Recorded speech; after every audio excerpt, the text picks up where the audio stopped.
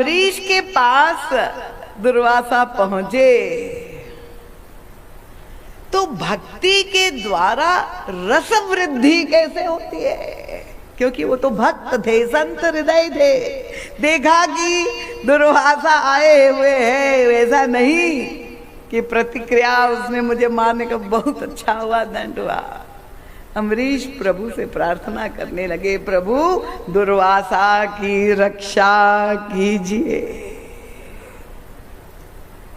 तो भक्ति में ये रस वृद्धि है, कोई विद्वेष पक्षपात केवल रस वृद्धि के लिए है। पक्षपात का मतलब विद्वेष होना नहीं है।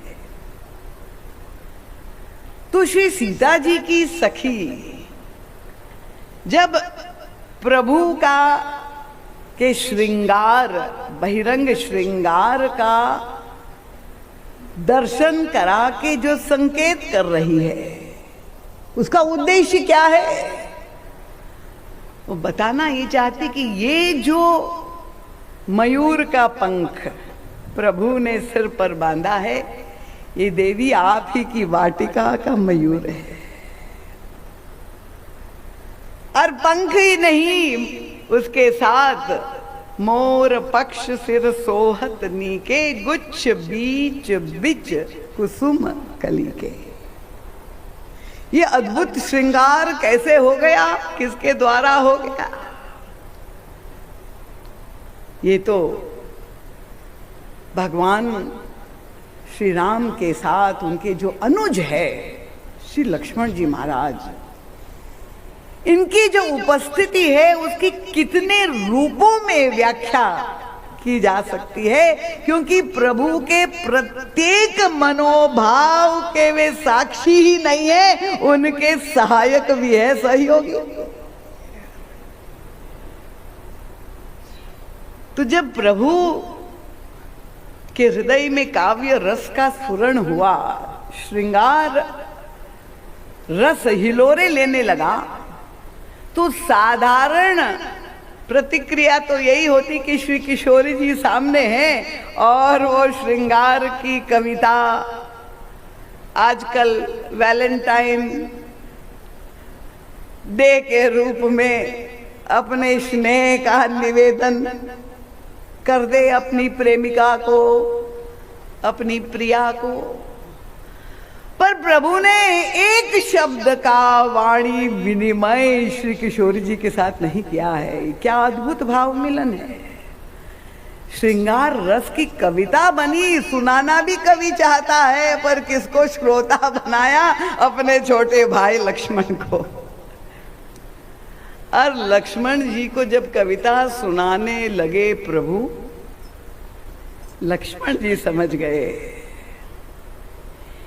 प्रभु की मनस्थिति को। उनका असली विवाह तो आज ही होना है। और अब ये विवाह जब होना है और राम का दूल्हा रूप जब संसार के सामने आना है, तो दूल्हे का सबसे सर्वोच्च जो श्रृंगार है वो उसके माथे का मोर है। और तब लक्ष्मण जी महाराज जी कहते हैं, देखिए एक उनका स्वरूप, कृपया मैं बड़े धैर्य से धीरे से ले चल रही हूं ताकि आप हमारे साथ चले। अगर कठिन हो रहा है तो आप बताइए, तो हम थोड़ी तेजी से बढ़े। सबको समझ में आ रहा है? परम पूज्य महाराज श्री प्रभु के इस चतुर्व्यूह के प्राकट्य को अनेक रूप में व्याख्यायित करते हैं। गोस्वामी जी कहते हैं ये 4 पुत्र जो दशरथ जी को मिले, ये 4 फल के प्रतीक हैं। अर्थ, धर्म, काम और मोक्ष।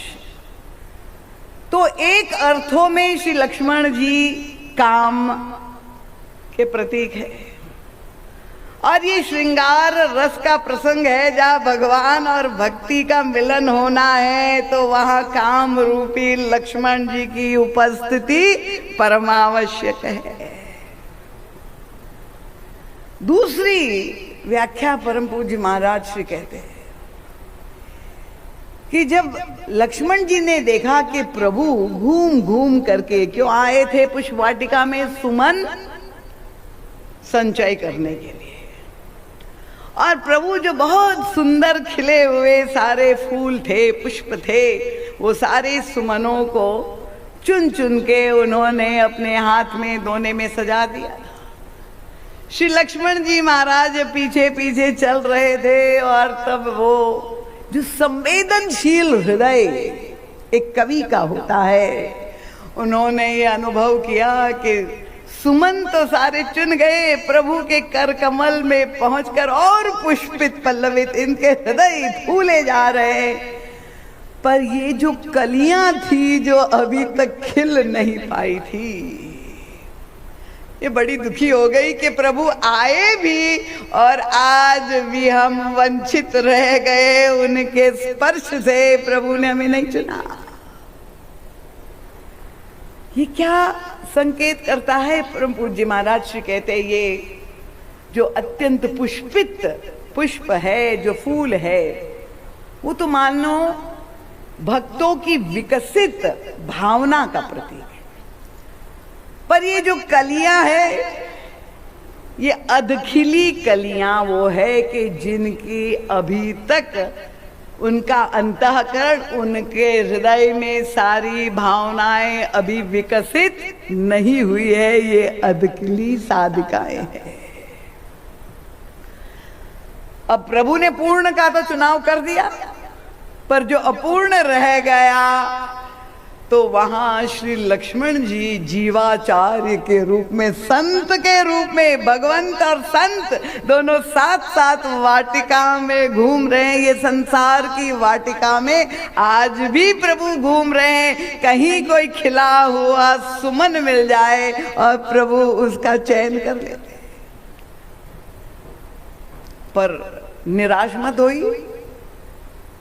अगर आपको लगे कि हमारे अंदर भक्ति रस, भक्ति भाव का प्रादुर्भाव नहीं हुआ है हमारे हृदय में, हम अपूर्ण हैं, हम असमर्थ है, तो करुणा संत की है।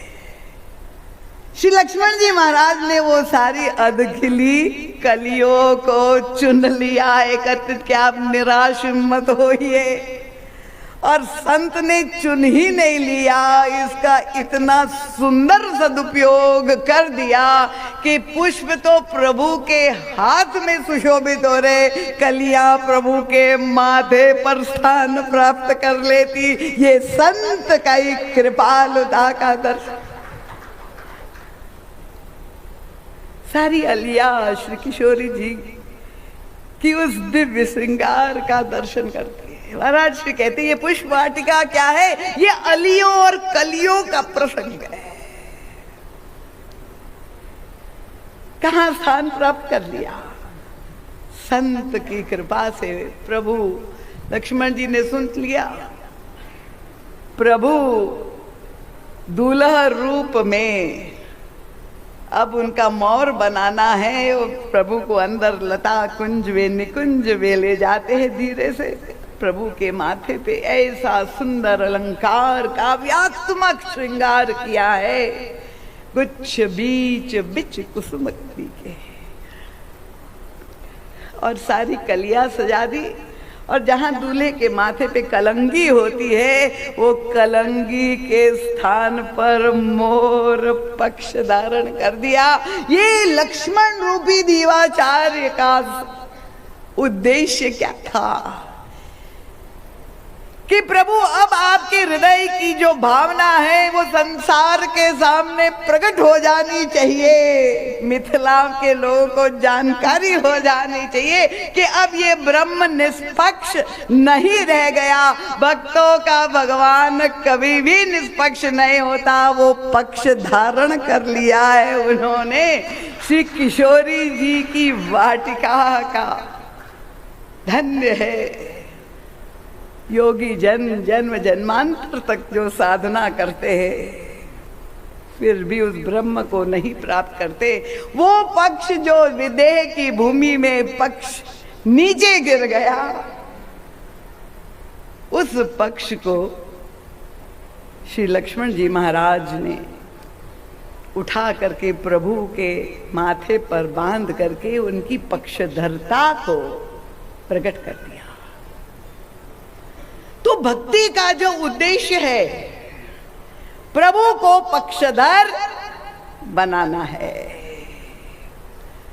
और जब प्रभु हमारे पक्षधर बन जाते हैं तो भक्त कितना निश्चिंत हो जाता है कि सब है विपक्ष, को पक्ष ना हमारो गहे, पर मोर पक्षवारो तू ही मोर पक्षवारो है।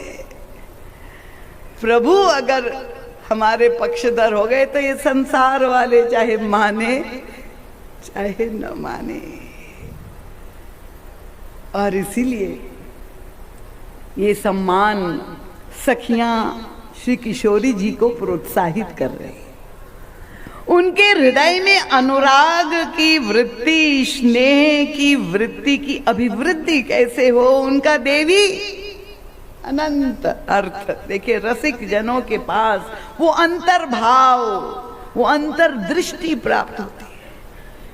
ये आपको मानस की शब्द चौपाइयों में नहीं मिलेंगे, ये तो केवल राम किंकर सद साहित्य में ही आपको ये सारे मानस के जय अमृतमय दिव्य रत्न संदेश आपको मिलेगा। सखियां किशोरी जी को कह रही, सीते देख लो, तुम्हारी ही वाटिका का मयूर, तुम्हारा सबसे प्रिय पक्षी, तुम्हारी ही वाटिका की कलियां, जब उन्होंने उसे सिर पर स्थान दिया है, कितना अधिक समादर वो देते हैं आपको। जब आपकी वाटिका के पक्षी को और कलियों को सिर पर स्थान देते हैं तो कल्पना कर लीजिए वो आपको कहां पर धारण करेंगे। ये अनुराग का संदेश दे रहे हैं सीते। अब आज की पीढ़ियों को कैसे ये समझाए बिना बोले।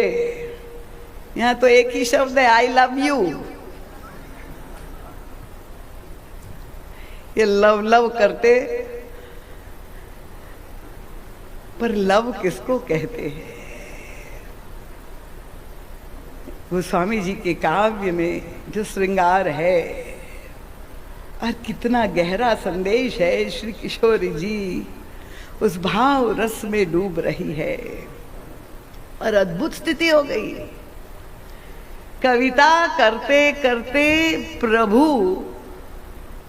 लक्ष्मण जी को सुना रहे थे। अभी तो महाराज जी तो और व्याख्याएं करते, इतना समय नहीं मेरा ध्यान गया घड़ी की ओर, कि लक्ष्मण जी का एक रूप वैराग्य भी है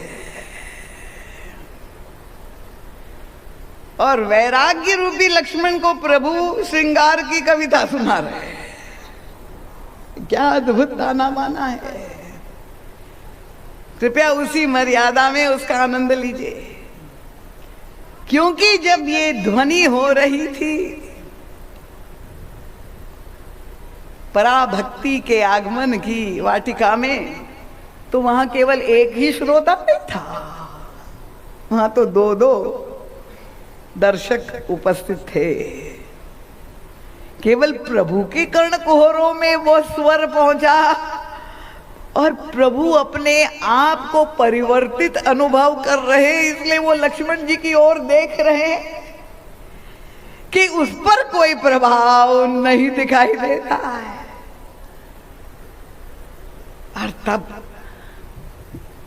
प्रभु बिल्कुल निर्मल हृदय से कन्फेशन करते हैं, लक्ष्मण मोहि अतिशय प्रतीति मन खेरी, जेहि सपने ऊपर नारी न हेरी। ये रघुवंशियों का स्वभाव रहे। कभी भी मैंने किसी परस्त्री का दर्शन नहीं किया है। मेरा ऐसा पवित्र मन आज क्या हो गया है, मुझे अपने पर भरोसा नहीं। पर लक्ष्मण तुम तो वैराग्य रूप हो, मेरी रक्षा करो, मेरे हृदय में राग का उदय होगा। और राग ही नहीं, अनुराग उत्पन्न। और उस समय हमारे श्री लक्ष्मण जी महाराज ने ऐसी चुप्पी साध ली। प्रभु की सहायता के लिए सदैव जो तत्पर थे प्रभु। लक्ष्मण जी बिल्कुल कुछ नहीं बोल रहे हैं। ये प्रभु कसौटी साथ में लेकर चलते हैं कि कहीं ऐसा तो नहीं कि हमसे कोई त्रुटि हो रही है। और यही कविता सुनाते सुनाते अचानक श्री किशोरी जी जब का आगमन हो गया तो प्रभु की स्थिति क्या हो गई। गोस्वामी तुलसीदास जी एक एक शब्द में रस अस कही, अभी कह ही रहे थे, पुनि चितये ते ही हो रहा, और सीय मुख ससी भय नैन चकोरा। गोस्वामी तुलसीदास जी ने देख लिया प्रभु के नेत्र तो चकोर बन चुके हैं। आहा, ये कौन है? ये अयोध्या में का रामचंद्र। जब तक प्रभु अयोध्या में थे तो जितने अयोध्यावासी थे वे प्रभु श्री रामचंद्र का दर्शन चकोर बन करके करते थे। पर आज ये अयोध्या का चंद्रमा मिथिला में जब आ गया, भक्ति देवी के नगर में जहां आ गया, विदेह वाटिका में आ गया, तो वो स्वयं चकोर बन गया।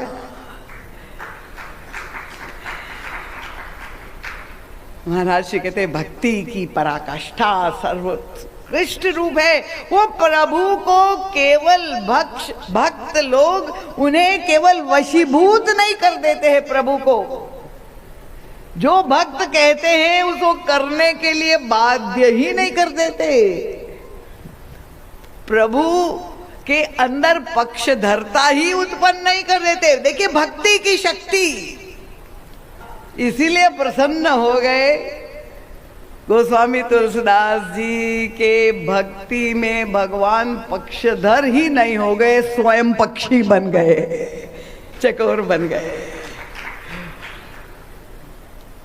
तो ये भक्ति और भगवान का जो मिलन है क्या विलक्षण है। श्री किशोरी जी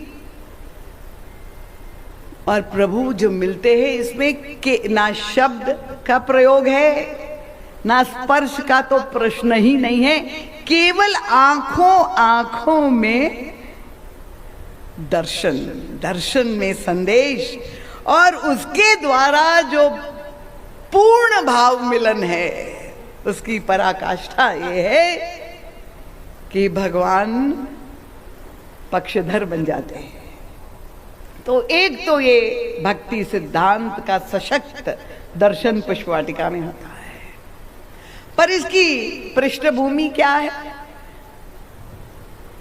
महाराज श्री कहते हैं कि यद्यपि, क्योंकि प्रसंग आप जानते हैं, श्री किशोर जी प्रभु के खोजने में निकल पड़ी और प्रभु को खोज रही है, फिर दर्शन कर रही है, और दर्शन करने के पश्चात उनको निमंत्रित करके हृदय में बसा रही है। तो तत्वतः क्या श्री सीता जी को प्रभु को खोजने की आवश्यकता थी? नहीं, क्योंकि वो दोनों तत्वतः तो एक ही है। गिरा अर्थ जलवीचिष्ट।